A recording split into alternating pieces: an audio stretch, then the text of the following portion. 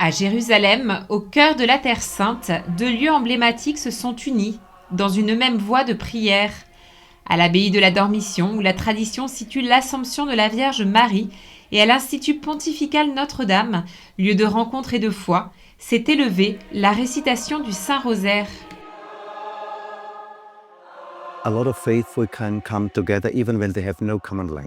De nombreux fidèles peuvent se rassembler, même lorsqu'ils ne partagent pas la même langue.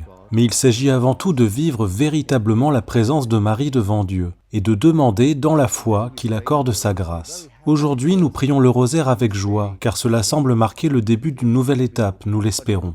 Mais pour cela aussi, il faut prier. Nous savons bien qu'il nous reste encore de nombreuses étapes à franchir, que des sacrifices seront nécessaires, que des compromis devront être trouvés, et surtout qu'il nous faut garder le cœur grand ouvert pour accomplir la volonté de Dieu.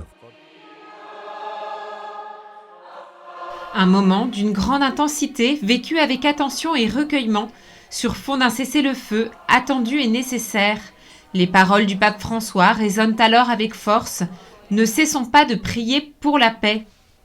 And especially now that there have been steps taken, let this rosary be especially intentioned for the Surtout maintenant, alors que des avancées ont été réalisées, que ce rosaire soit particulièrement intense. Et pour que les dirigeants ne fassent pas marche arrière, qu'ils ne se replient pas sur eux-mêmes ni sur leurs intérêts nationaux, mais qu'ils recherchent le bien de toute l'humanité et de chaque individu, surtout aujourd'hui, en Terre Sainte. Mais nous ne pouvons pas oublier que la paix manque encore dans de nombreux endroits, dans tant de pays où la guerre a été choisie plutôt que le dialogue, la compassion ou la dignité humaine. Nous sommes donc également solidaires de tous ceux qui subissent la violence et les conséquences de la guerre. solidarity to all those who suffer violence and who suffer the effects of war.